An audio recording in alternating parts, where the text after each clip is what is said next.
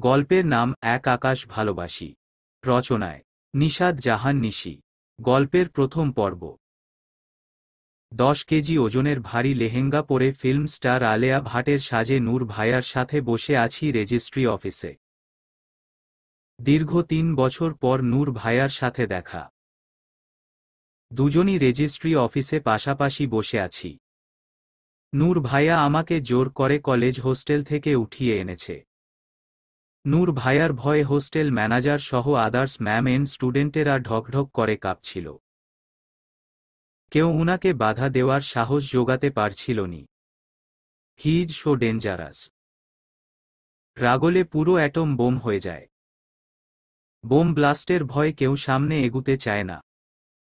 ধবধবে সাদা শরীরটা তখন রক্তিম বর্ণ ধারণ করে। নীলাভ চোখ জোড়া থেকে আগুনের ফুলকি বের হয়। Oh my god he is so dangerous. উনার অগ্নিরূপ তখন বড় বড় মাফিয়াদেরও হার মানায়। যাই হোক, আমাকে তুলে আনার মূল মোটিভটাই হলো আমাকে বিয়ে করা। এখনই নাকি আমাকে এই ডেঞ্জারাস লোকটা বিয়ে করবে। সাক্ষী হিসেবে উনার দুজন বেস্ট ফ্রেন্ড আছে। একজন মেয়ে ফ্রেন্ড আর একজন ছেলে ফ্রেন্ড। নায়রা আপু মানে নূর ভাইয়ার মেয়ে ফ্রেন্ড আমাকে 2 ঘন্টা যাবৎ সাজিয়েছে। একটা জিনিস আমার মাথায় ঢুকছে না। এই ইডিয়েট নূরটা কি আগে থেকেই সব প্ল্যানিং করে রেখেছিল? না মানে লেহেঙ্গা, গহনা, সাজের সরঞ্জাম সব হাজির করে রেখেছে তো তাই বললাম। প্ল্যান মাফিক আমাকে জোর জবরদস্তি করে উঠিয়ে এনে বউয়ের সাজে সাজিয়ে একদম পরিপাটি বিয়ে করার দারুণ ছক কষেছে এই ইডিয়েট নূর। আটা, ময়দা, সুজি মেখে আমাকে একদম ধবধবে হুলো বিড়াল বানিয়ে ছেড়েছে।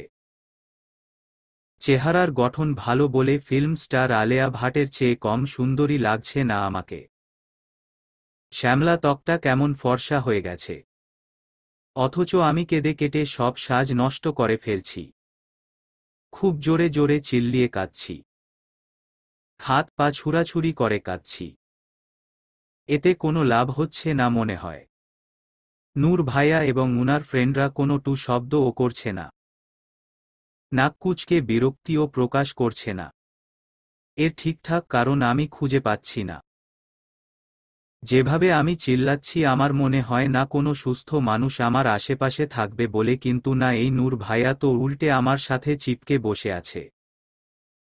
বসে আছে বললে ভুল হবে, আমার হাত দুটো জড়ো করে উনার এক হাত দিয়ে মুঠ করে ধরে রেখেছে। যেন আমি হাত ছুড়াছুড়ি করতে না পারি।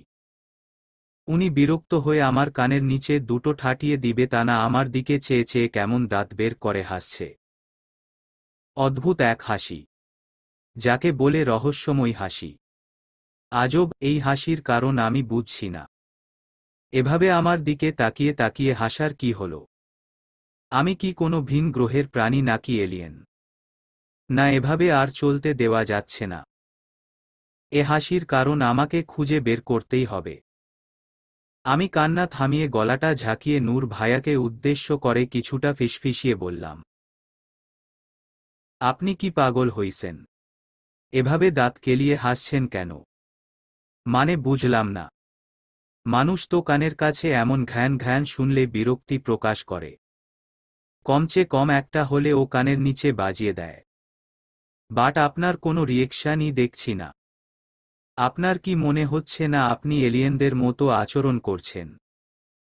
নূর ভাইয়া আচমকাই আমার হাত দুটো ছেড়ে শাহরুখ খানের মতো একটা ভাব নিয়ে কলারটা একটু ঝাঁকিয়ে 2 কানের ভিতর থেকে দুটো তুলো বের করে আমার দিকে তাকিয়ে বলল, হুম, এবার বলো কি বলছিলে? আমি তো উনার কাণ্ড দেখে উগান্ডা থেকে ফ্রিতে 2 বার ঘুরে এসেছি। চোখ দুটো বের হয়ে যাওয়ার উপক্রম হয়েছে আমার। আমি মুখটা হা করে মনে মনে বিড়বিড় করে বলছি, যাহ শালা, এ কি হলো? বেটা দেখছি আগে থেকেই সেফটি কার্ড সাথে নিয়ে রেখেছে। ফাজিলটা দেখছি আমার থেকে ও 2 কদম এগিয়ে। তাই তো বলি, এত বদরাগী ছেলেটা কিভাবে কানের কাছে এমন ঘ্যান ঘ্যান সহ্য করছে। না, এই বেটার সাথে চিল্লিয়ে পারা যাবে না।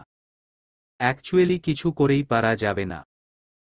এই ফাজিল নূরের সাথে আমি কখনো পেরে উঠব না।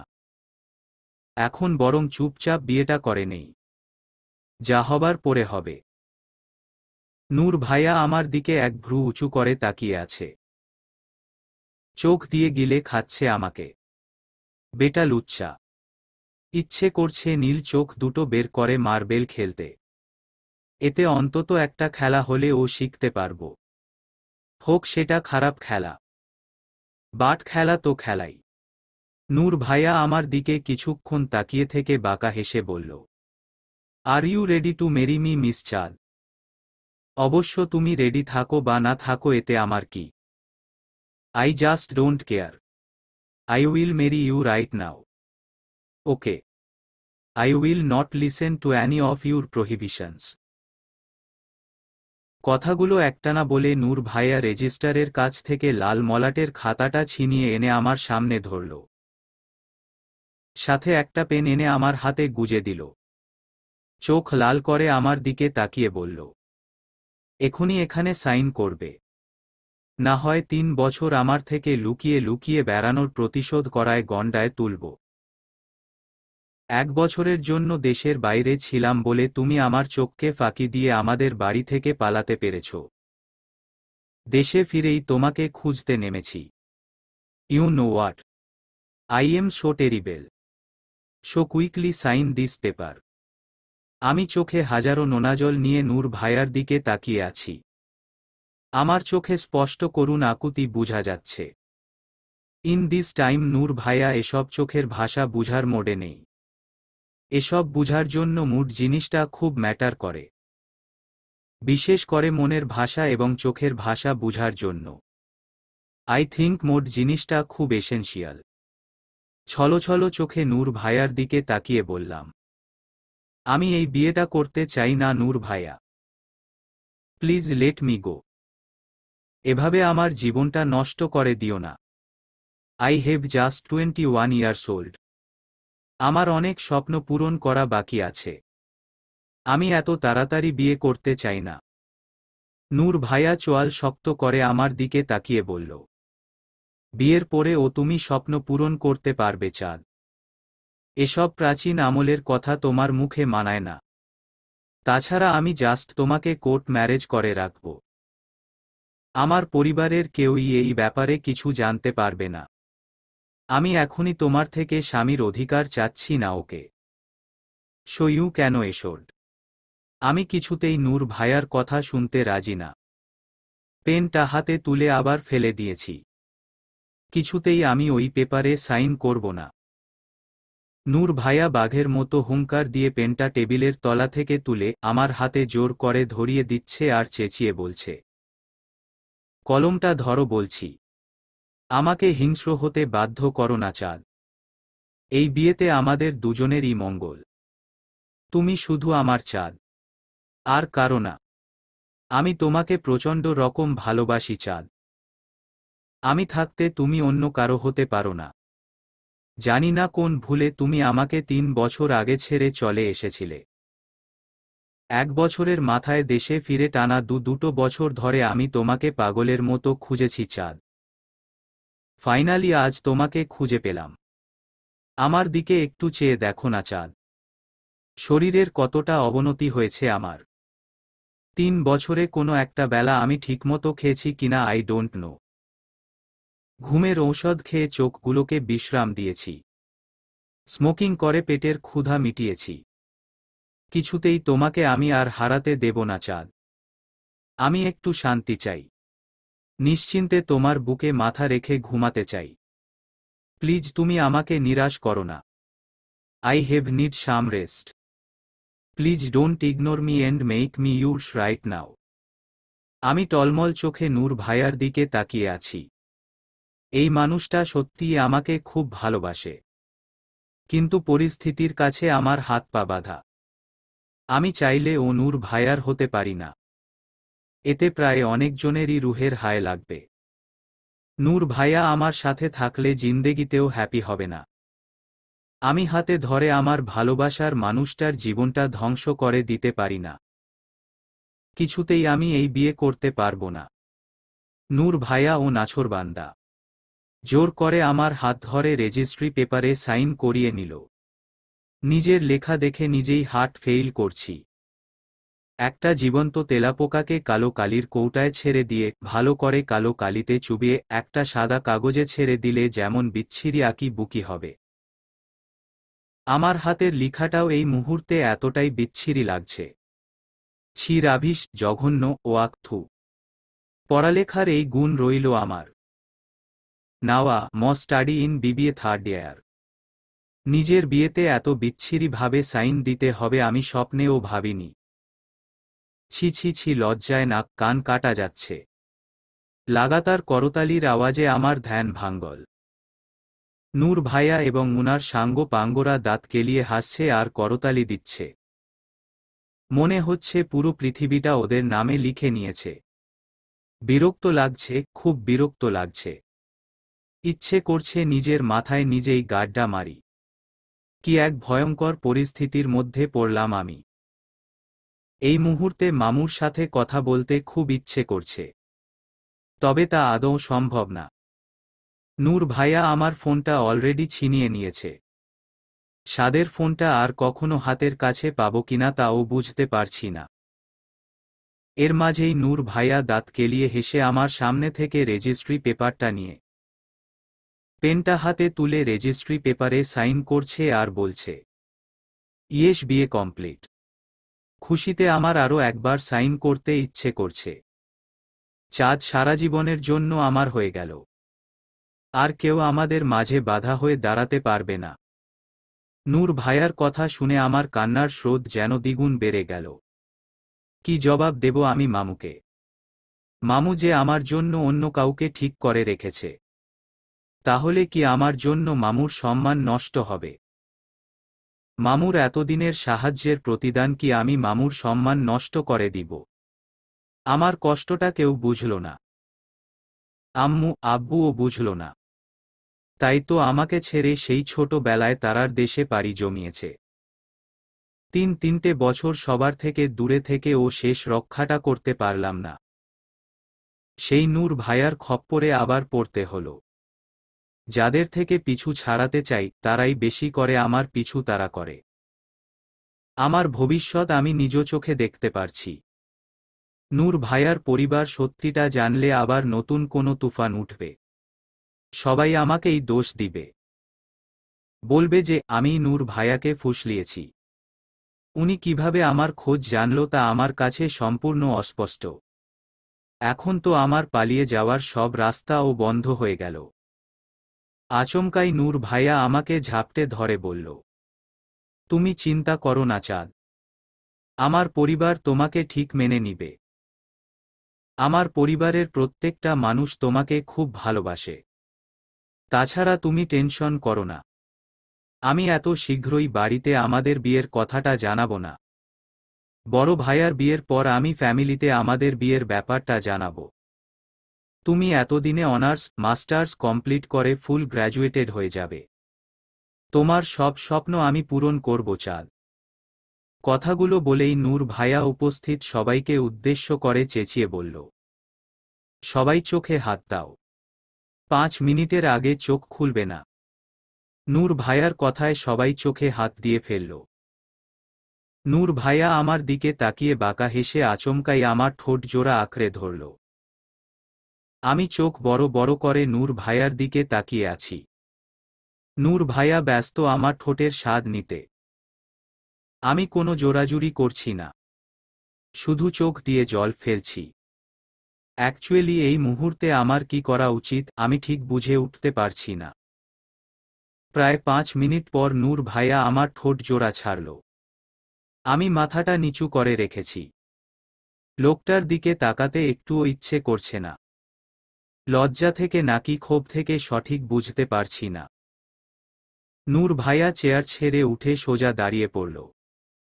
বাকিরা চোখ থেকে হাত সরিয়ে নূর ভাইয়ার দিকে তাকাল। আমার হাত টেনে নূর ভাইয়া আমাকে ও দাঁড় করিয়ে দিল। আমি কান্নাসিক্ত চোখে নূর ভাইয়ার দিকে তাকিয়ে আছি।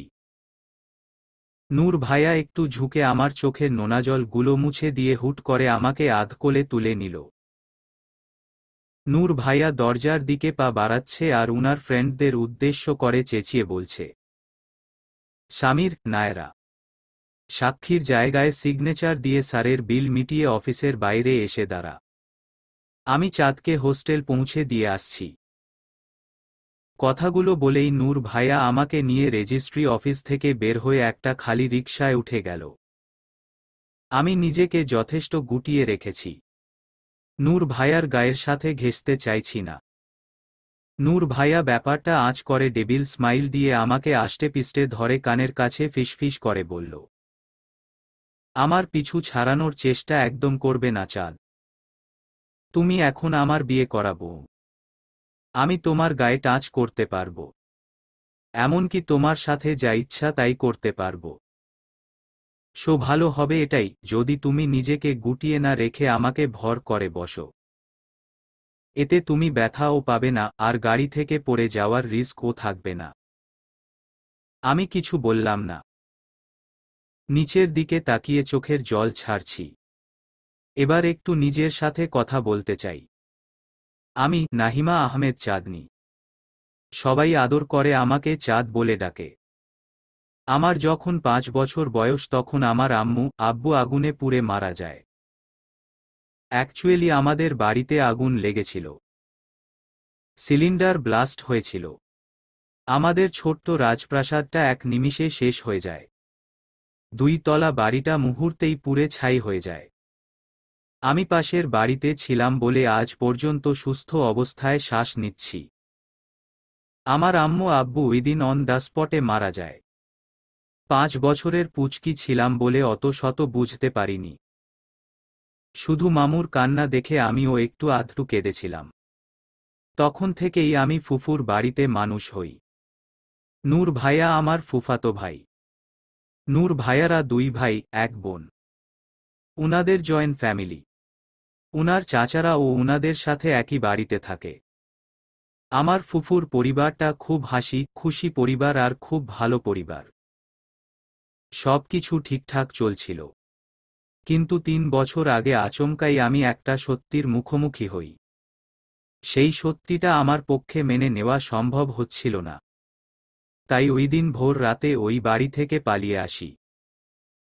মামুর সাথে যোগাযোগ করে ঢাকা ছেড়ে রাজশাহী চলে আসি মামুর বন্ধুর বাড়িতে। ওইখান থেকে রাজশাহীর প্রাইভেট ভার্সিটিতে অ্যাডমিট হই। এখন মামুই আমার সব দৈনন্দিন খরচ চালায়, সাথে পড়ার লেখার খরচও। মামু অস্ট্রেলিয়া থাকে।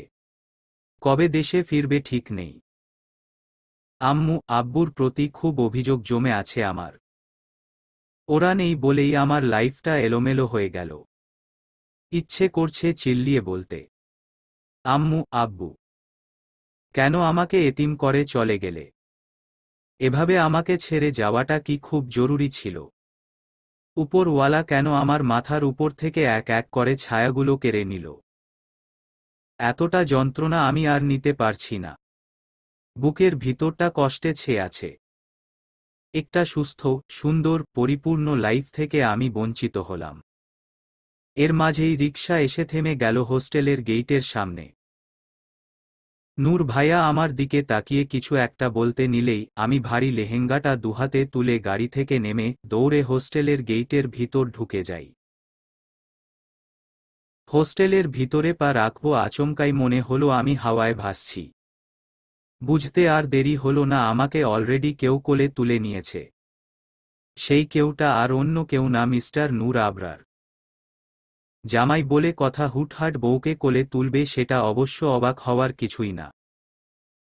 উল্টে শোভনীয় একটা সেন্সিবেল ব্যাপার। আই থিংক সমাজে এর কোনো কুপ্রভাব পড়বে না। তাই তো হোস্টেল ভর্তি স্টুডেন্টরা দাঁত কেলিয়ে হাসছে। সব কয়টার 32টা দাঁত আমি নিচ তলা থেকে স্পষ্ট দেখতে পারছি। অবশ্য আমার রুমমেট রুবাইয়া মেয়েটার হাতে গোনা 34টা দাঁত হবে। কারণ মেয়েটার এক্সট্রা 2টো গেজ দাঁত আছে। হোস্টেল ভর্তি স্টুডেন্টরা দাঁত কেলিয়ে হাসছে, এতে আমার কোনো মাথা ব্যথা নেই। তবে আমার বেস্টু মারুর চিরল দাঁতের হাসিটা আমার ঠিক হজম হচ্ছে না। ইচ্ছে করছে ওকে পাবলিক টয়লেটে নিয়ে চুবাতে। এখানে এত হাসির কি আছে আজব? মাঝে মাঝে বুঝতে পারি না এ আমার বেস্টু নাকি শত্রু। কোথায় এসে আমাকে এই জঞ্জালটার হাত থেকে রক্ষা করবে তা না। উল্টো ঠোঁট দুটো ফাঁক করে খিটখিট করে ভেটকাচ্ছে। তবে এর লোভাতুর চাহনি আমার মোটেও ভালো লাগছে না। নূর ভাইয়ার দিকে কেমন ড্যাব ড্যাব করে তাকাচ্ছে। একটু লম্বা চূড়া হ্যান্ডসাম ছেলে দেখলেই এর মাথা নষ্ট হয়ে যায়। চিকনি চামেলি হরিণী চোখের অধিকারিণী আমার বেষ্টু মারু। নোয়াখালী থেকে রাজশাহী এসেছে ভার্সিটিতে পড়তে। নোয়াখালী শহরটা নাকি ওর পছন্দ না, তাই রাজশাহী ভার্সিটিতে অ্যাডমিট হয়েছে। এতে অবশ্য আমার ভালোই হয়েছে, ওর মতো লুচু দুষ্টু মিষ্টি আর ভালো মনের বেষ্টু পেয়েছি। নূর ভাইয়া আমাকে কোলে নিয়ে হোস্টেলের ভিতর ঢুকে সিঁড়ি বেয়ে দোতলায় উঠছে। লোকটা এখনো আমার দিকে ড্যাব ড্যাব করে তাকিয়ে আছে। চেঁচিয়ে বলতে ইচ্ছে করছে, আরে ভাই পড়বেন তো, একটু সামনে পিছনে তাকিয়ে হাঁটুন। আমি এই ক্ষুদ্র বয়সে মাজা কোমর ভাঙতে চাই না। সারা জীবন পড়ে রয়েছে আমার দিকে ড্যাব ড্যাব করে তাকিয়ে থাকার। আমি নিশ্চয়ই কোথাও হারিয়ে যাচ্ছি না। অবশ্য একে কিছু বলাটাই বেকার। কিছু বললেই এক কানে দিয়ে ঢুকাবে তো অন্য কান দিয়ে বের করে দিবে। তাই চুপ করে থাকাটাই শ্রেয়। তবে নূর ভাইয়ার চোখে আমি এক আকাশ ভালোবাসা দেখছি। লোকটার চোখ দুটোর বেশ ক্ষমতা। ওর চোখের দিকে তাকালেই আমার ভালোবাসার বিশালতা আকাশ অবধি ঠেকে যায়। আমিও এই লোকটাকে এক আকাশ পরিমাণ ভালোবাসি, তবে প্রকাশ করতে চাই না। এতে হয়তো উভয় পক্ষেরই মঙ্গল। কি আজব তাই না? একজন বলছে দুজন একসাথে থাকলেই মঙ্গল, অন্যজন বলছে দুইজন আলাদা থাকাই মঙ্গল। হয় না। মতের অমিল। আমাদের মধ্যেও মতের অমিল আছে। মুখে এক আঙ্গুল গুজে সামনের দিকে তাকিয়ে আছি। ওই বেশরম ছেলেটার দিকে একটুও তাকাচ্ছি না।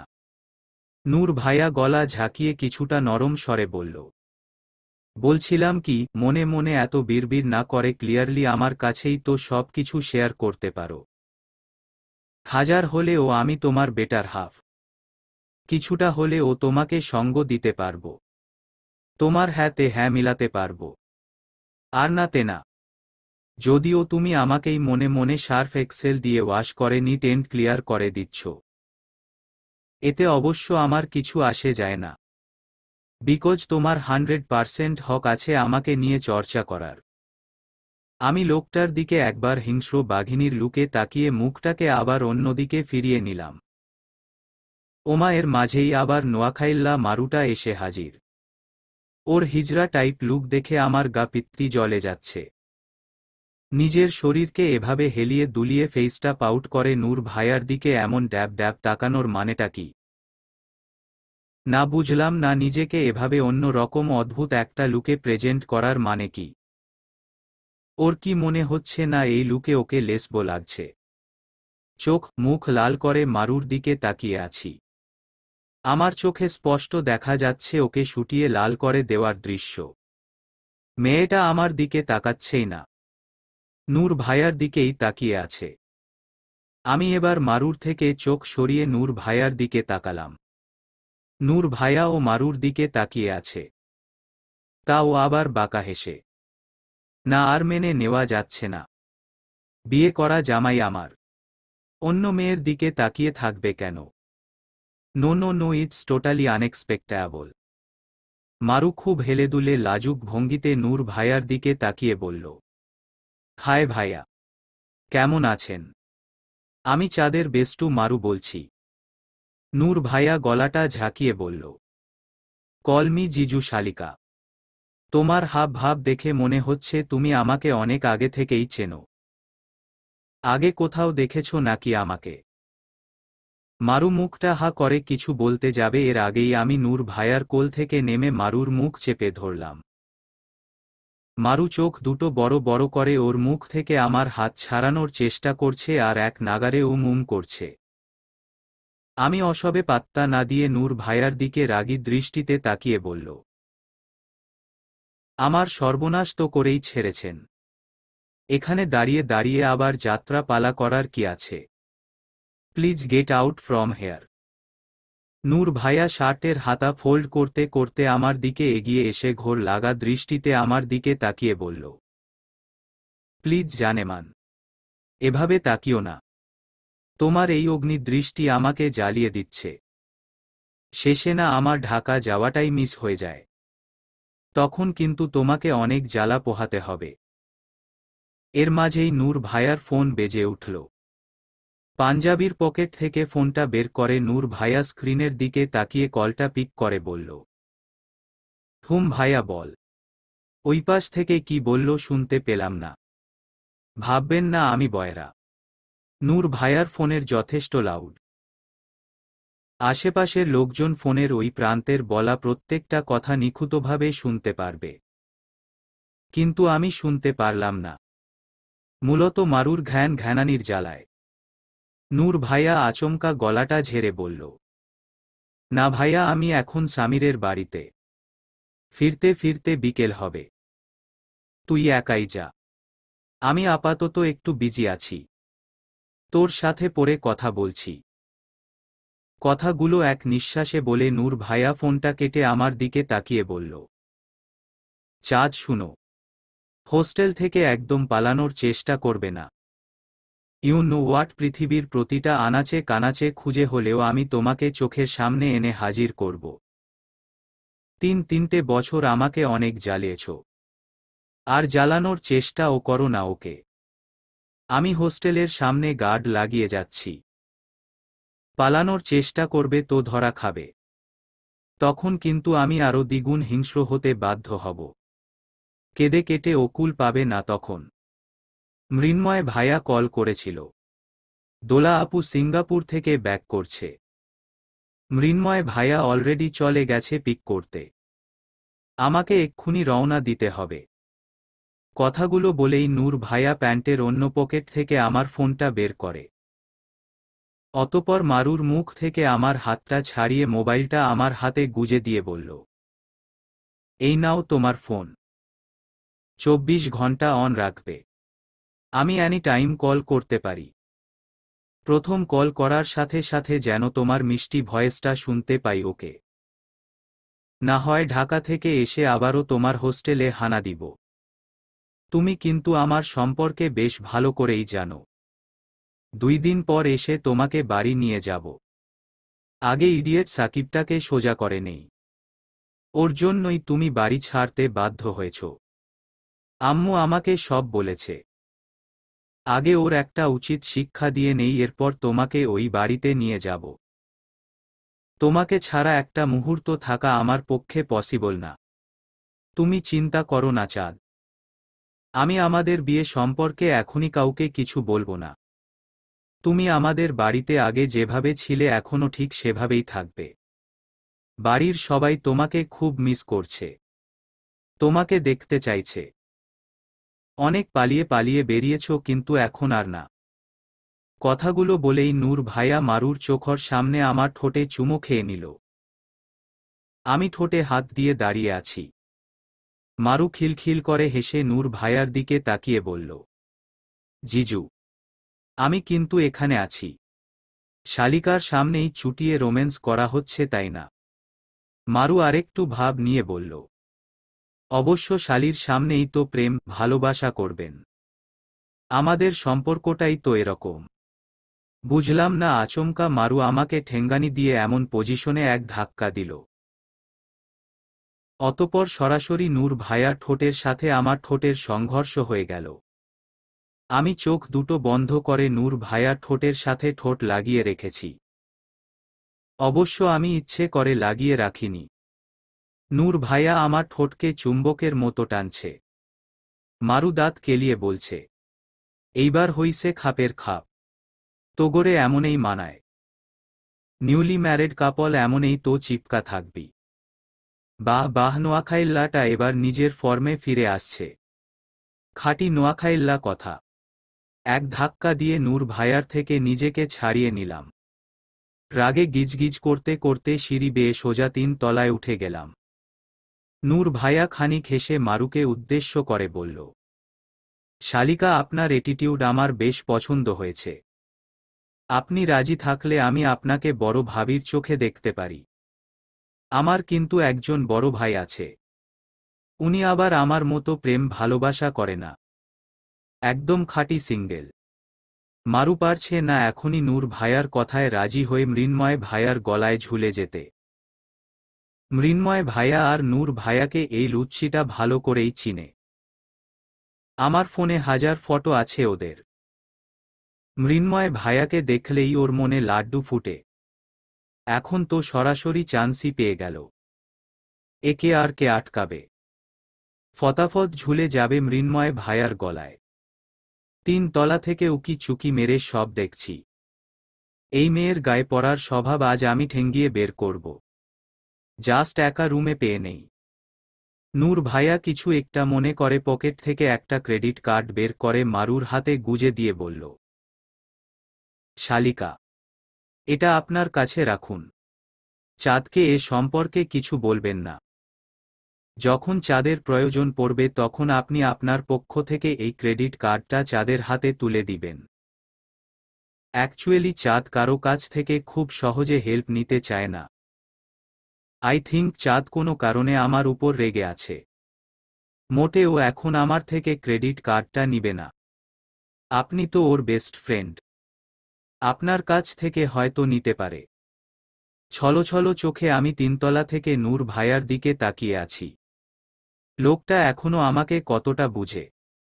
একটুও চেঞ্জ হয়নি। ঠিক আগের মতোই সাইকো আছে। আর দাঁড়ালাম না। সোজা নিজের রুমে চলে গেলাম। রুবাইয়া মেয়েটা বেডের উপর বসে আপেল খাচ্ছে। আমাকে দেখেই দাঁত কেলিয়ে হাসি জুড়ে দিল। কিছু বললাম না। আসলে মোড নেই কিছু বলার। আয়নার সামনে দাঁড়িয়ে গা ভর্তি অর্নামেন্টস গুলো এক এক করে খুলছি। এর মাঝেই মারু দরজা ঠেলে রুমে ঢুকল। সাপের মতো একে বেঁকে হেঁটে মারু রুবাইয়ার হাত থেকে আপেলটা ছিনিয়ে নিয়ে জোরে একটা বাইট দিয়ে আপেলটা পানের মতো চিবুচ্ছে আর আমার পিছনে দাঁড়িয়ে বলছে, আহ কি হ্যান্ডসাম রে তোর নূর। তোর তো চান কপাল, এত সুন্দর জামাই পাইছস। অবশ্য আমার মৃন্ময় ও খারাপ না। আমি পিছু ফিরে দাঁত কিরমির করে বললাম, মারু আমার চুলের জটগুলো একটু ছাড়িয়ে দিবি। মারু যেই না আমার খোপার দিকে অগ্রসর হতে যাবে অমনি আমি ল্যাং মেরে মারুকে ফ্লোরে চিৎ করে শুইয়ে দেই আর চোয়াল শক্ত করে বলি, লুচ্ছি কাহিকা। কি দরকার ছিল ওই নূরের সামনে এমন অসভ্যতা করার? ছেলেটা আমাকে জোর করে বিয়ে করেছে। কোথায় একটু প্রোটেস্ট করবি তা না, উল্টে কানেকশন জুড়ে দিলি। মারু ফ্লোরে চিৎ হয়ে শুয়ে উহা করছে আর বলছে, চাঁদের বাচ্চা, এর প্রতিশোধ তো আমি নিয়েই ছাড়ব। তোর যা হয়ে তোর ঘাড়ে চাপব। সাংসারিক অশান্তিতে তখন তিক্ত হয়ে উঠবি। আমি ভেঙচি কেটে বললাম, সারসে প্রপোজাল পেতে না পেতেই নিজেকে ওই ক্যারেক্টারে জাহির করা শুরু করলি। ছেচোরা। কথাগুলো বলে জানালার দিকে তাকিয়ে তাকিয়ে কানের দুল খুলছি। আচমকাই আমার চোখ গেল হোস্টেলের গেইটের সামনে। নূর ভাইয়া দৌড়ে আবার গেইটের ভিতর ঢুকছে। আমি পর পর কয়েকটা শুকনো ঢোক গিলে মারুকে দুহাত দিয়ে টেনে তুলে বেডের উপর বসিয়ে অস্থির কণ্ঠে মারুকে বললাম, দোস্ত ওই নূর আবার আসছে। কিভাবে ওর খপ্পর থেকে নিজেকে বাঁচব? Please give me an idea. Maru দাঁত কিরমির করে বলল, খাটের তলায় লুকিয়ে পড়। আমিও বোকার মতো উপায় বুদ্ধি না পেয়ে খাটের তলায় ঢুকে পড়লাম। নূর ভাইয়া এতক্ষণে দরজা ঠেলে রুমের ভিতর ঢুকে গেছে। রুমে ঢুকেই নূর ভাইয়া কিছুটা হাঁফিয়ে মারুকে উদ্দেশ্য করে বলল, চাঁদ কোথায়? মারু কোমরে হাত দিয়ে দাঁত বের করে হেসে বলল, ভাইয়া আমি তো জানিনি। তবে খাটের তলাটা একটু চেক করতে পারেন। মেজাজটা সেই লেভেলের গরম হয়ে আছে। আজ সত্যি সত্যি আমি ওকে টয়লেটে চুবাবো। অসভ্য মেয়ে কোথাকার। নিজে আইডিয়া দিয়ে নিজেই ধরিয়ে দিল। নূর ভাইয়া খাটের তলায় উকি দিয়ে বাঁকা হেসে আমার দিকে তাকিয়ে আছে, আর আমি বিড়াল ছানার মতো খাটের তলা থেকে বের হয়ে নূর ভাইয়ার মুখোমুখি হয়ে দাঁড়ালাম। নূর ভাইয়া রুমের সবাইকে তখন উদ্দেশ্য করে বলতে লাগলো, আপনারা একটু রুম থেকে বের হন তো এখন, চাঁদের সাথে আমার জরুরি কথা আছে। মারু আর রুবাইয়া ফটাফট রুম থেকে বের হয়ে গেল। নূর ভাইয়া আমার মুখোমুখি দাঁড়িয়ে আমার কাঁধে 2 হাত ঝুলিয়ে দিয়ে বলল, তোমাকে ছেড়ে যেতে ইচ্ছে করছে না চাঁদ, তাই ভাবলাম তোমাকে সাথে নিয়েই যাব। সারাক্ষণ তুমি আমার চোখে চোখে থাকবে।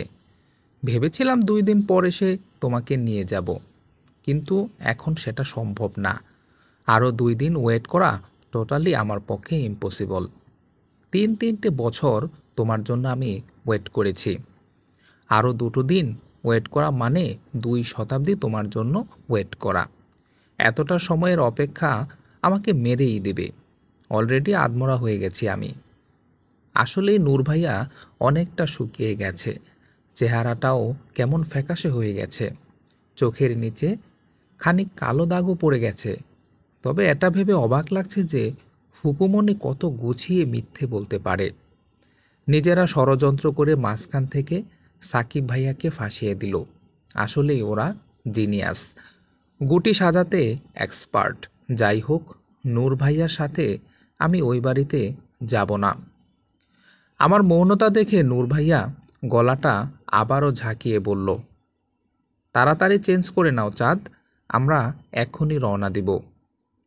আমি এক ঝটকায় আমার কাঁধ থেকে নূর ভাইয়ার হাত দুটো সরিয়ে চেঁচিয়ে বললাম, আমি তোমার সাথে কোথাও যাব না।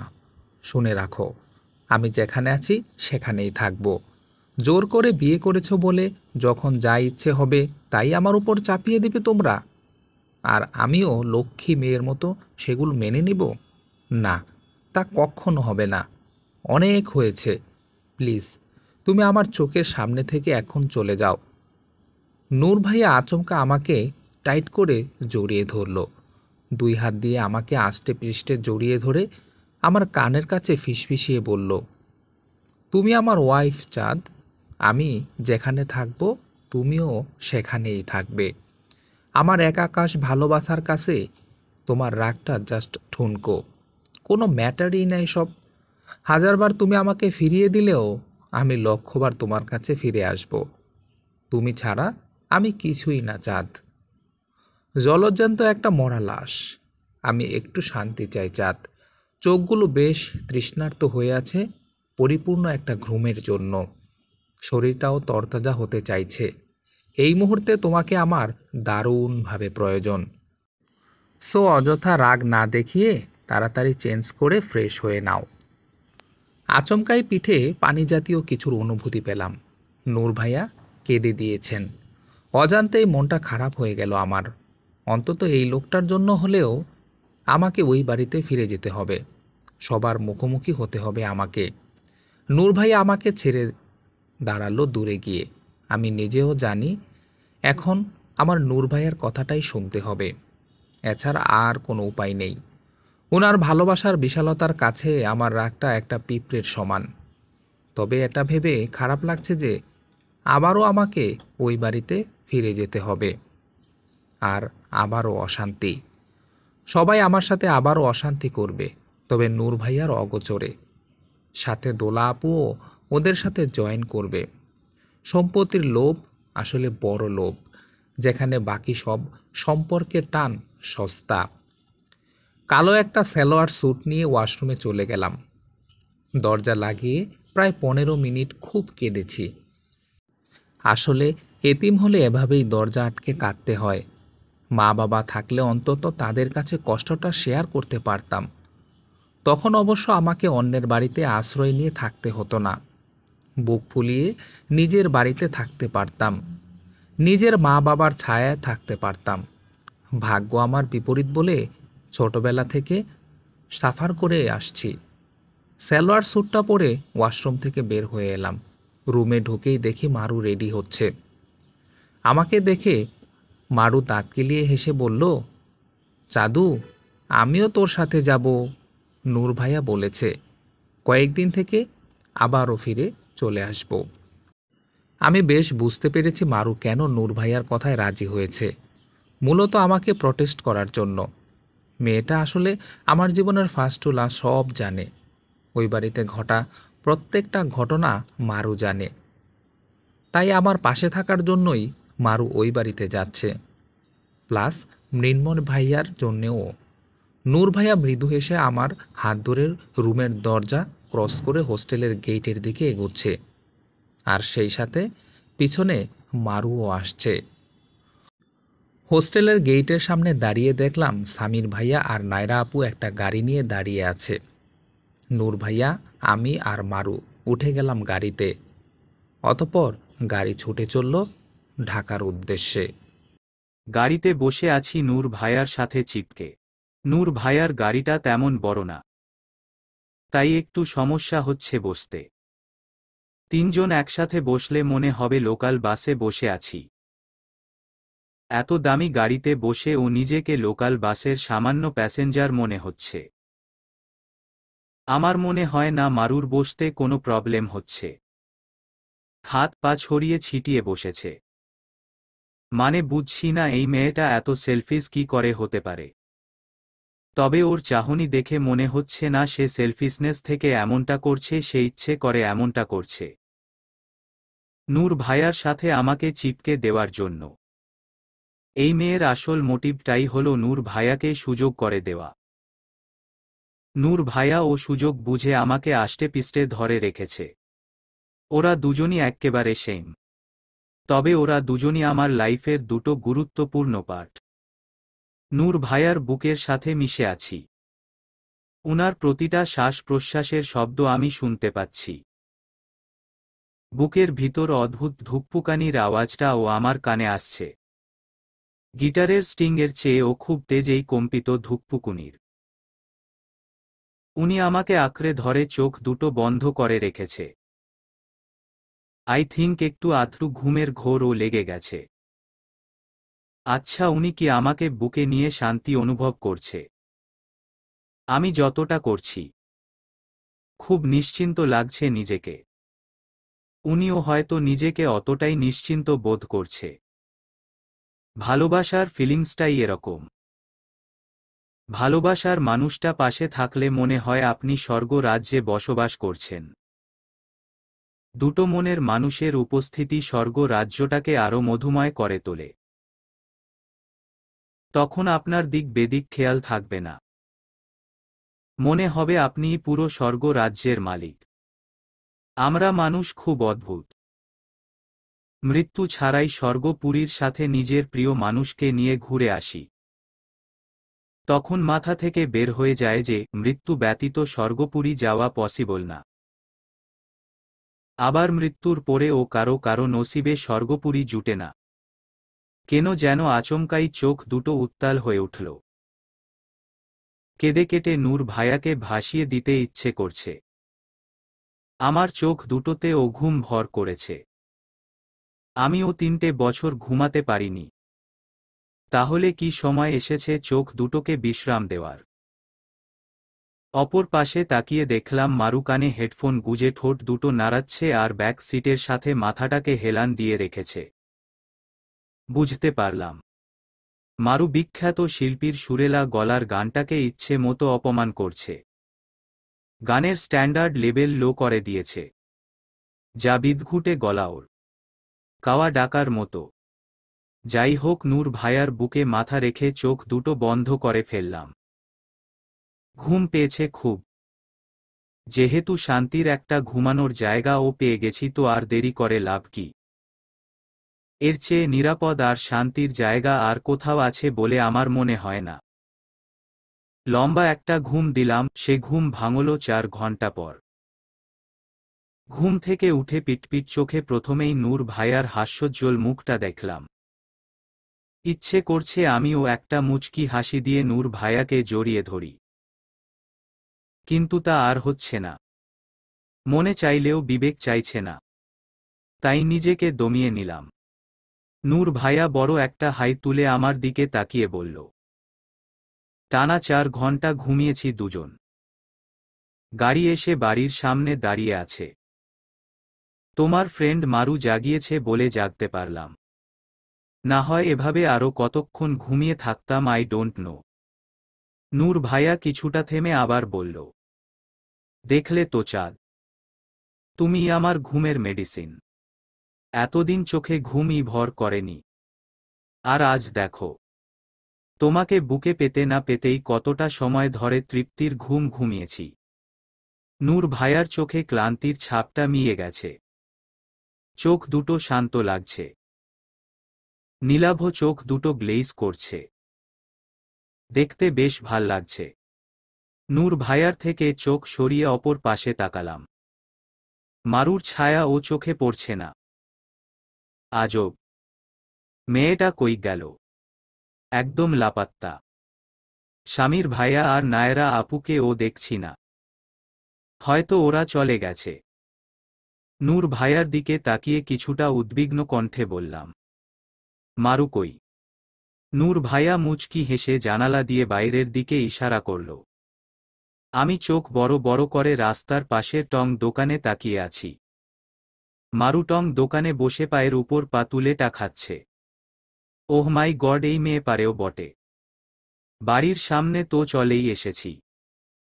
এভাবে ভাব নিয়ে টং দোকানে বসে চা খেতে যাওয়ার কি দরকার ছিল? মেয়েটাকে একদম বুঝি না আমি। মুহূর্তের মধ্যেই নিজেকে নানান রূপে জাহির করে। নূর ভাইয়া আমার মুখটা উনার দিকে ফিরিয়ে আমার চোখের দিকে তাকিয়ে বলল, চাঁদ, সাকিব ভাইয়া তোমাকে ওই দিন খুব ইনসাল্ট করেছে তাই না? আমি ওর সাহস দেখে হয়রান হয়ে যাই। মানে কিভাবে পারে?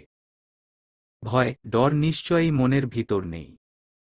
জানি না কেন মনে হচ্ছে ফুফু মনির বানানো কথাগুলো নূর ভাইয়ার মুখ থেকে শুনতে। নূর ভাইয়ার সামনে সাকিব ভাইয়া বা বাড়ির অন্য কোনো মেম্বার্সরা আমাকে কিছু বললে যেন অন্তত নিজের হয়ে কিছু বলতে পারি। জিজ্ঞাসু দৃষ্টিতে নূর ভাইয়ার দিকে তাকিয়ে বললাম, নূর ভাইয়া, ফুফু মনি আপনাকে যা যা বলেছে ফার্স্ট টু লাস্ট আমাকে খুলে বলুন। নূর ভাইয়া চোখে জল নিয়ে আমাকে ঝাপটে ধরে বলল, আমি বাড়ি থেকে যাওয়ার পর পরই সাকিব ভাইয়া তোমাকে নানাভাবে ইনসাল্ট করেছে। তোমাকে আশ্রিতা বলে ছোট করেছে। এমনকি তোমার সাথে বাজে কাজও করতে চেয়েছিল। তোমার সম্মান নষ্ট করে তোমাকে বিয়ে করতে চেয়েছিল। এজন্য তুমি বাড়ি থেকে পালাতে বাধ্য হয়েছ। একটুও অবাক হচ্ছি না নূর ভাইয়ার কথাগুলো শুনে। ফুফু মনির পক্ষে এ সব বানায়ট কথা বলা অসম্ভবের কিছু না। অবশ্য সাকিব ভাইয়া ওই দিন আমার সাথে জবরদস্তি করতে চেয়েছিল, তবে সুস্থ অবস্থায় না। সাকিব ভাইয়া ওই দিন টোটালি ড্রাঙ্ক অবস্থায় ছিল। উনাকে জোর করে ড্রিঙ্ক করানো হয়েছে। যদিও সাকিব ভাইয়ার এতে কোনো আপত্তি ছিল না। আই থিংক সাকিব ভাইয়া ও ওদের সাথে আছে। ফুফু মনি আমার বাবার সম্পত্তির জন্য আমাকে 18 বছর ধরে লালন পালন করেছে। আন্তরিকতার সঙ্গে না, সবটাই লোভে পড়ে করেছে। 18 বছর পূর্ণ হওয়ার সাথে সাথেই উনি ফন্দি করে আমার থেকে সিগনেচার নিয়ে আমাদের সব সম্পত্তি রপ্ত করে নিয়েছে। সম্পত্তি লুটে নেওয়ার পর উনার কাছে মনে হলো আমি উনাদের পরিবারের পরগাছা। তাই আমাকে পরিবারের সবার কাছে ছোট করে বাড়ি থেকে বের করে দেওয়ার প্ল্যান করেছিল। ঘটনার দিন রাতে আমি আড়াল থেকে সব শুনে নিয়েছিলাম। তাই পরদিন বাড়ি থেকে পালিয়েছিলাম। মাঝে মাঝে মনে হয় আমার আম্মু আব্বুর মৃত্যুটাও অ্যাক্সিডেন্টলি না, কোনো রহস্য লুকিয়ে আছে এতে। আমার একার পক্ষে কোনো লুকিয়ে থাকা রহস্য উদ্ঘাটন করা সম্ভব না। তবে নূর ভাইয়া পাশে থাকলে সব সম্ভব। আমি সবকিছু নূর ভাইয়ার কাছে শেয়ার করব। শুধু একটু সময়ের অপেক্ষা। এরপর নূর ভাইয়া নিজেই সব সত্যি বের করবে। ফুফুমনি জানতো নূর ভাইয়া দেশে থাকলে আমাকে কখনো বাড়ি থেকে তাড়ানো সম্ভব না। বিজনেসের কাজে যখন নূর ভাইয়া দেশের বাইরে যায় তখনই ওরা সাকিব ভাইয়াকে আমার পিছনে লেলিয়ে দেয়। অবশ্য নূর ভাইয়া আমাকে ছেড়ে যেতে চায়নি। আমিই জোর করে পাঠিয়েছি। আমাকে নূর ভাইয়ার কাছে খারাপ প্রমাণ করার জন্য ওরা এতটা নিচে নামবে আমি জাস্ট ভাবতেও পারিনি। সাকিব ভাইয়া ও আমাকে মনে মনে পছন্দ করে, তাই সুযোগটা লুফে নেওয়ার চেষ্টা করেছিল। না হয় এত বছরে উনি আমার সাথে অন্তত একবার হলেও যোগাযোগ করার চেষ্টা করত। যাই হোক, ব্যাপারটা নূর ভাইয়ার থেকে আরেকটু ক্লিয়ার করে শুনতে হবে। গলাটা ঝাঁকিয়ে আবার নূর ভাইয়াকে উদ্দেশ্য করে বললাম, আচ্ছা, ফুফুমণি কি সব দোষী সাকিব ভাইয়াকে দিয়েছে নাকি আমাকে ও 50% অংশীদার করেছে? নূর ভাইয়া আমাকে আরো টাইট করে জড়িয়ে ধরে বলল, পুরো দুনিয়া তোমাকে খারাপ বললে ও তুমি আমার কাছে ঠিক ততটাই পবিত্র যতটা আমাদের ঈমান পবিত্র। দোলা আপুর কথা বার্তায় মনে হয়েছিল দোলা আপু তোমাকে সাকিব ভাইয়ার সাথে মিলিয়ে কথা বলছিল। তোমার দোষটাই 100% দেখাতে চেয়েছিল। বাট আমি কানে তুলিনি চাঁদ। আমি জানি আমার চাঁদ কখনো নোংরামো করার কথা ভাবতেই পারে না, আর স্বয়ং করা তো দূরে থাক। আজ আমি তোমার সামনে সাকিব ভাইয়ার মুখোমুখি হব। যথেষ্ট এভিডেন্সের অভাবে আমি এতদিন চুপ ছিলাম, কিন্তু আর না। এভিডেন্স সহ আমি ওই লম্পটটার মুখোমুখি হব।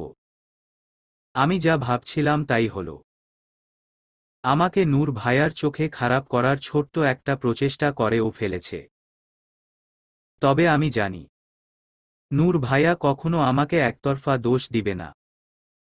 পৃথিবী উল্টে গেলে ও নূর ভাইয়া আমাকে খারাপ ভাববে না। অন্তত এই ভরসাটা নূর ভাইয়ার উপর আমার আছে। বাড়ির সবাই খুব ভালো করে জানে নূর ভাইয়া আমাকে পাগলের মতো ভালোবাসে। ওরা হাজার চাইলে ও নূর ভাইয়ার থেকে আমাকে আলাদা করতে পারবে না। তাই আমার চরিত্রের উপর দাগ লাগাতে চেয়েছিল। এসব ভাবনা চিন্তার মধ্যেই দেখলাম মারু জানালার কাছে টোকা দিচ্ছে। নূর ভাইয়া আমাকে বুক থেকে উঠিয়ে আমার গালে হাত দিয়ে বলল, চাঁদ, বাড়িতে চলো। আমার খুব ঘুম পেয়েছে। তুমি আমাকে ঘুম পাড়িয়ে দিবে। অবশ্য এর আগে সাকিবের চ্যাপ্টারটা ক্লোজ করতে হবে। কথাগুলো বলেই নূর ভাইয়া গাড়ির দরজা খুলে বের হলো। মারু একটু সরে দাঁড়ালো। নূর ভাইয়া আমাকে হাত ধরে গাড়ি থেকে নামালো।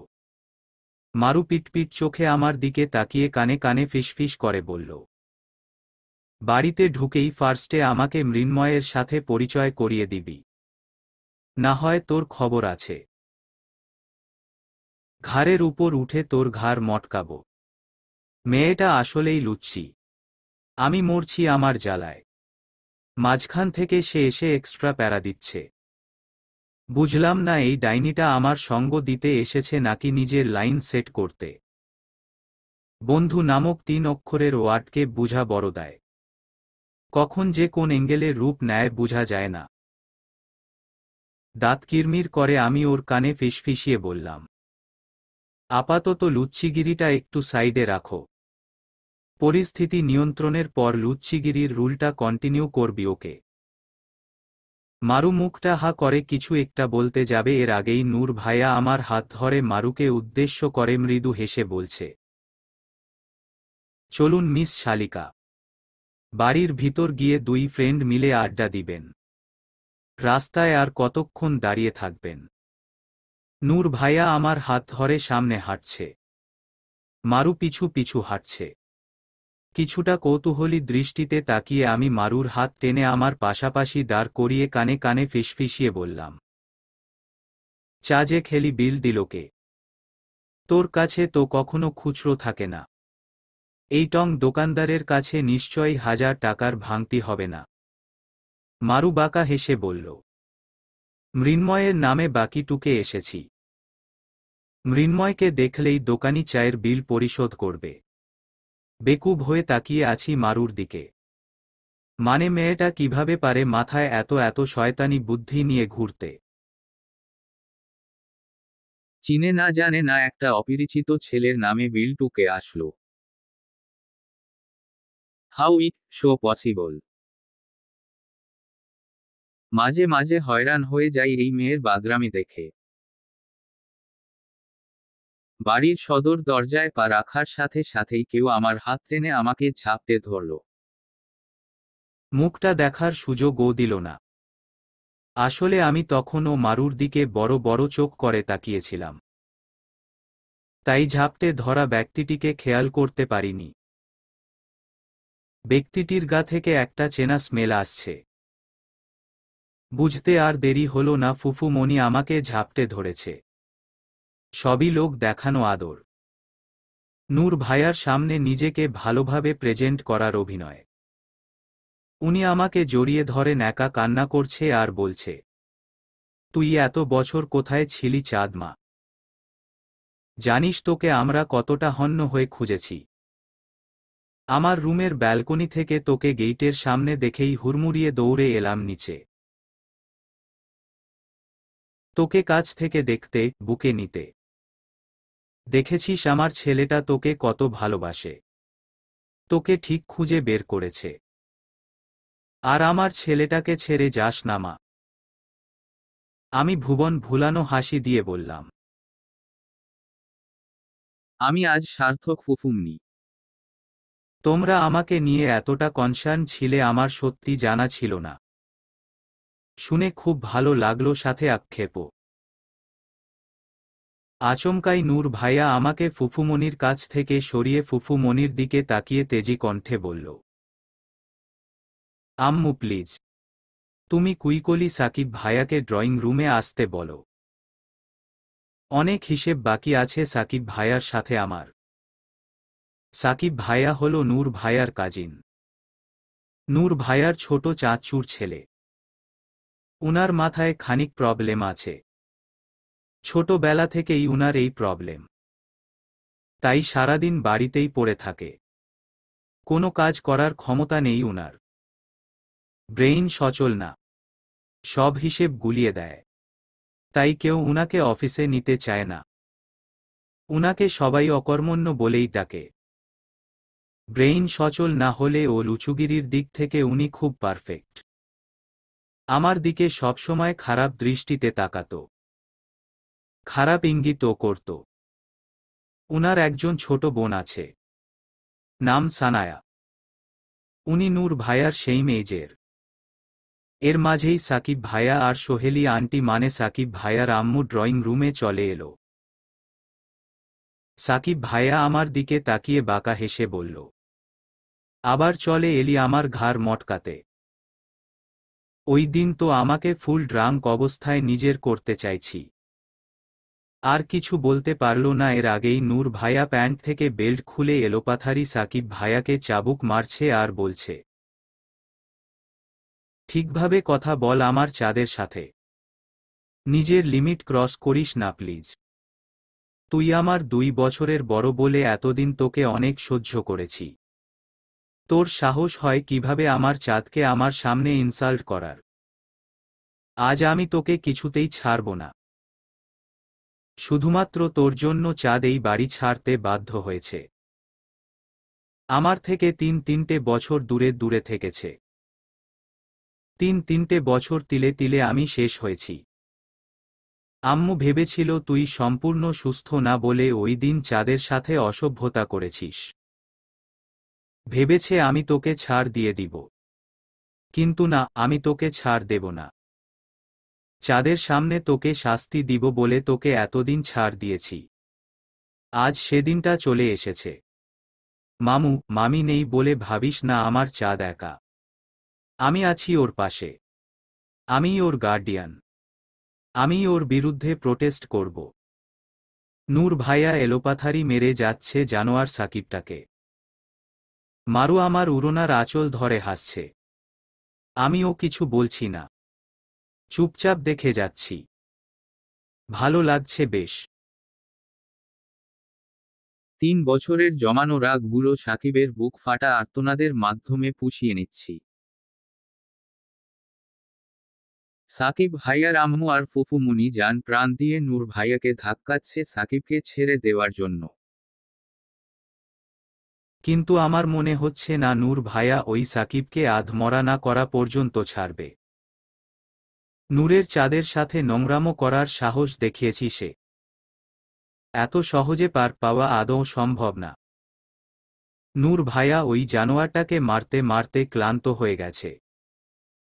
কিছুটা হাঁফিয়ে নূর ভাইয়া আমাকে উদ্দেশ্য করে বলল, চাঁদ, তুমি খুশি হয়েছ তো?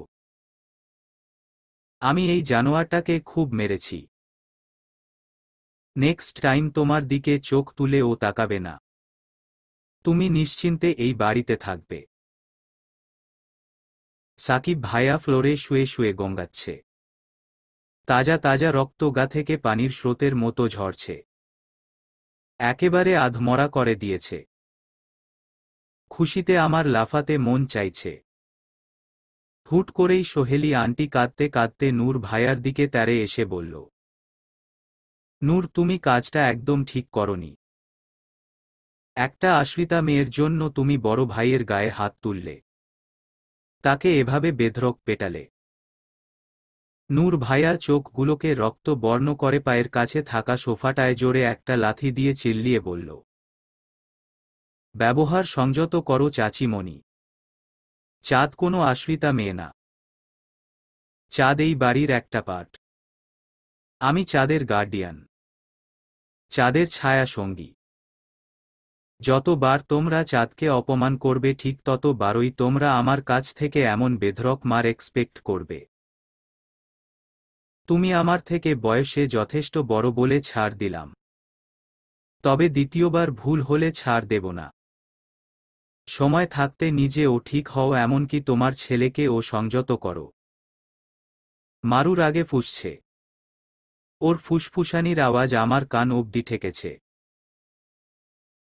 আমার একটু ও রাগ লাগছে না। চোখ থেকে কেবল গড়গড়িয়ে পানি পড়ছে। আশ্রিতা নামটা শুনলে বারবার মরে যেতে ইচ্ছে হয়। এই ৩ অক্ষরের ওয়ার্ডটা ভিতরটাকে পিষিয়ে দেয়। দারুণভাবে মনটাকে চূর্ণ বিচূর্ণ করে দেয়। সহ্য করতে পারি না এতটা তাচ্ছিল্যতা। ইচ্ছে করছে এখনই এখান থেকে ছুটে পালাই। ফুফু মনির অগ্নিদৃষ্টি উপেক্ষা করতে পারছি না। এই লাল চোখ দুটো আমাকে প্রতিনিয়ত মেরে দিচ্ছে। ফুফু মনি কিছুক্ষণ আমার দিকে তাকিয়ে থেকে দৌড়ে গিয়ে সাকিব ভাইয়াকে ধরল। সোহেলি আন্টি আর ফুফু মনি ধরাধরি করে সাকিব ভাইয়াকে সোফায় বসালো। উনি সেন্সলেস হয়ে গেছে এতক্ষণে। নূর ভাইয়া হাতের বেল্টটা ফ্লোরে ছুঁড়ে মেরে শার্টের হাতা দুটো ফ্লোড করতে করতে আমার দিকে এগিয়ে আসলো। দুহাত দিয়ে আমার চোখের জলগুলো মুছে দিয়ে আমার গালে হাত রেখে নরম স্বরে বলল, ভেজাল শেষ ওকে। সাকিব ভইয়াকে উচিত শিক্ষা দিয়েছি। তুমি এবার নিশ্চিন্তে এই বাড়িতে থাকতে পারো। কেউ তোমাকে কিছু বলবে না। আমি তোমাকে ছেড়ে আর কখনো দেশের বাইরে পা রাখব না। আর যদিও কোথাও যেতে হয় তোমাকে সাথে নিয়ে যাব। Is that clear? চোখগুলো ঢুলছে আমার। মনে হচ্ছে এখনই জ্ঞান হারাব। নিজেকে স্থির রাখতে পারছি না। এর মাঝেই পেছনে থেকে মৃন্ময় ভাইয়ার গলার আওয়াজ শুনতে পেলাম। উনি চেঁচিয়ে বলছে, আমাদের ফ্যামিলিতে মারু নামের কে আছে? কে আমার নামে টং দোকানে বিলে লিখে এসেছে? আজব। কোথা থেকে যে মানুষ চলে আসে আত্মীয় বানাতে, বুঝি না। হাতের সামনে পেলে একদম ঠেঙ্গিয়ে পা ভেঙ্গে দিতাম। অসভ্য মেয়ে কোথাকার। মারু কয়েকটা শুকনো ঢোক গিলে মৃন্ময় ভাইয়ার মুখোমুখি দাঁড়াল। মৃন্ময় ভাইয়া এক ভ্রু উঁচু করে মারুকে উপর থেকে নিচ পর্যন্ত দেখে যেই না কিছু বলতে যাবে, এর আগেই দোলা আপু রক্তাক্ত অবস্থায় পড়ে থাকা সাকিব ভাইয়ার কাছে দৌড়ে গেল। ফুফু মনি আর আন্টি কাঁদছে। মৃন্ময় ভাইয়াও দৌড়ে গেল সাকিব ভাইয়ার কাছে। মৃন্ময় ভাইয়া আর দোলা আপু জোরে চেঁচিয়ে বলল, কে মেরেছে সাকিবকে? নূর ভাইয়া পেছনে থেকে গলা ঝাঁকিয়ে বলল, আমি মেরেছি সাকিব ভাইয়াকে। তাড়াতাড়ি ওকে তোমরা হসপিটালে নিয়ে যাও। চলবে।